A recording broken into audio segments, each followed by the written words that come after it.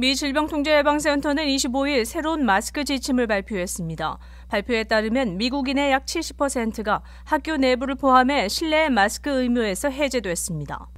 이 지침은 새로운 지표를 정해 미국인이 거주하는 곳의 약 70%를 차지하는 미국 카운티의 절반 이상이 저위험 또는 중간 위험 지역에 있게 되며 이 지역에서의 마스크 의무는 해제됐습니다. 하지만 대중교통에서의 마스크 착용 의무는 당분간 유효할 것으로 알려졌습니다.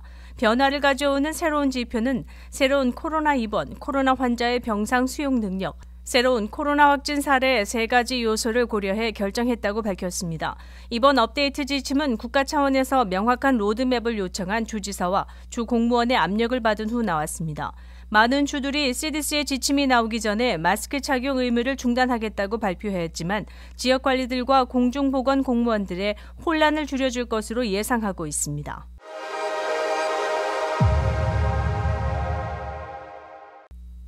바이든 대통령은 25일 미국 대법관으로 첫 여성 흑인인 케탄지 브라운 잭슨 판사를 지명했습니다.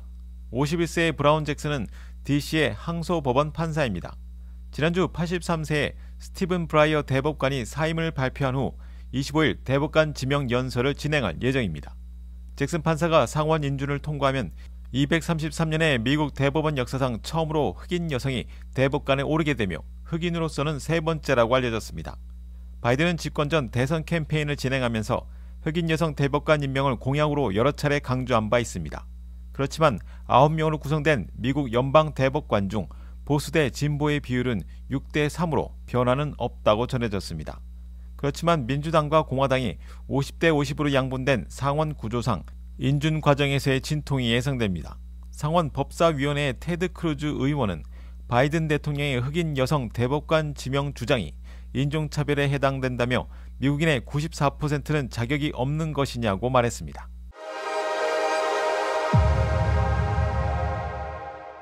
미 의회가 러시아의 우크라이나 침공을 이유로 들어 유엔 안전보장이사회 상임이사국에서 러시아를 몰아내는 결의안 제정을 추진 중이라고 알려졌습니다.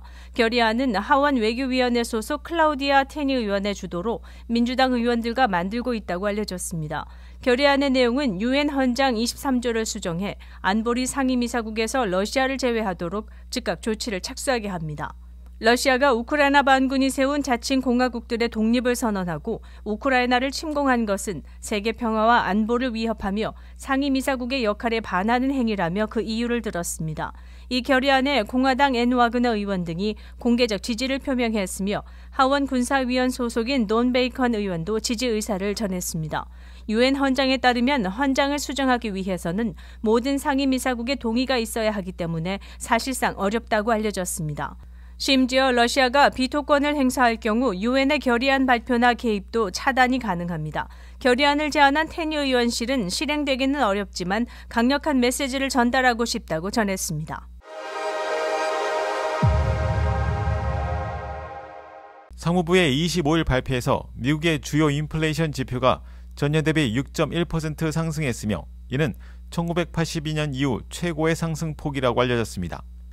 변동성이 심한 식품 및 에너지 가격을 제외하면 1월 인플레이션은 5.2% 증가했습니다. 강력한 소비자 지출과 제품과 근로자의 부족 등이 주된 이유라고 알려졌으며 식품, 연료 및 임대료 상승 등은 저소득 가정에 큰 부담이라고 전해졌습니다.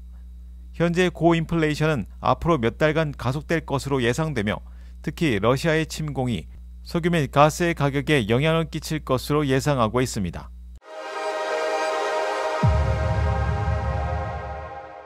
푸틴 대통령은 24일 우크라이나에 대한 전면적인 침공을 개시해 우크라이나 국민들은 현재 전쟁의 포화 속에 고통받는 것으로 전해졌습니다. 이에 따라 미국과 동맹국인 우크라이나를 돕는 방법에 대한 관심이 많은 것으로 알려졌습니다. 민간 또는 개인적으로 우크라이나를 돕는 9가지 단체에 기부하면 우크라이나인들을 직간접적으로 도울 수 있습니다. 국경 없는 의사회는 세계에서 필요한 곳에 의료 서비스를 제공하는 독립조직이며 현재 우크라이나에서 활동 중인 팀이 우크라이나 주민들이 필요한 의료 서비스를 제공하고 있다고 알려졌습니다. 국제기호단체인 국제적십자위원회, 미국 내 우크라이나 이민자들의 지원을 받는 노바 우크라이나와 리바이브드 솔저스 우크라이나, 우크레인 크라이시스 미디어 센터와 같은 단체를 지원하는 것이 가능합니다. 이와 함께 유엔 난민기구인 UNHCR, 유엔 아동기구인 유니세프, 우크라이나 위기 시 어려움을 돕는 유나이티드 헬프 우크레인, 우크라이나 전쟁 피해 어린이들을 돕는 보이스 오브 칠드런 등의 단체를 지원할 수 있습니다. 전문가들은 베러 비즈니스 뷰로와 같은 곳을 통해 자선단체들의 활동사항에 대한 검토를 권장했습니다.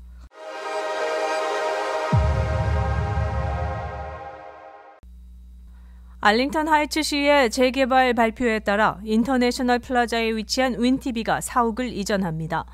이전 날짜는 3월 1일이며 새 사옥 위치는 1040A 사우스 미러키 애비뉴 윌링시입니다. 방송국 이전으로 인해 2월 28일과 3월 1일에는 뉴스24를 방송하지 않으며 윈티비 한 뉴스도 업로드되지 않음을 알려드립니다. 채널 24.5와 24.6 두 채널의 서버 이전으로 3월 2일 오전에는 방송이 중단될 예정입니다. 시청자 여러분의 넓은 양해를 부탁드립니다. 사옥 이전 예배와 이전 기념식은 차후 알려드리겠습니다. 새로운 윌링 시대를 열어가는 윈TV와 MCTV를 많이 응원해 주시기 바랍니다.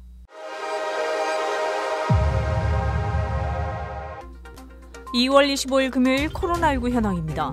미 전 지역 신규 확진 7885명, 신규 사망자 수는 1930명이며 백신 완전 접종률은 65.1%를 나타냈습니다. 일리노이주 신규 확진 2074명, 신규 사망자 수는 74명이며 백신 완전 접종률은 67.4%를 나타냈습니다. 다음은 어제 기준 각 주의 신규 확진자와 신규 사망자 수입니다.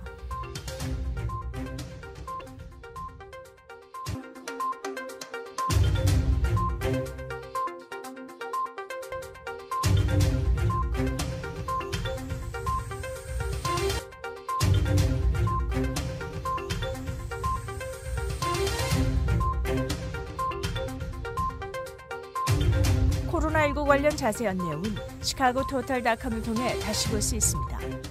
윈TV 채널 24.5와 MCTV 채널 24.6 방송은 안테나를 이용한 공중파 방송을 통해 시청할 수 있습니다. 코로나19 비상시국 뉴스24에서는 여러분의 제보를 기다립니다. 제보 전화 847-290-8282번입니다.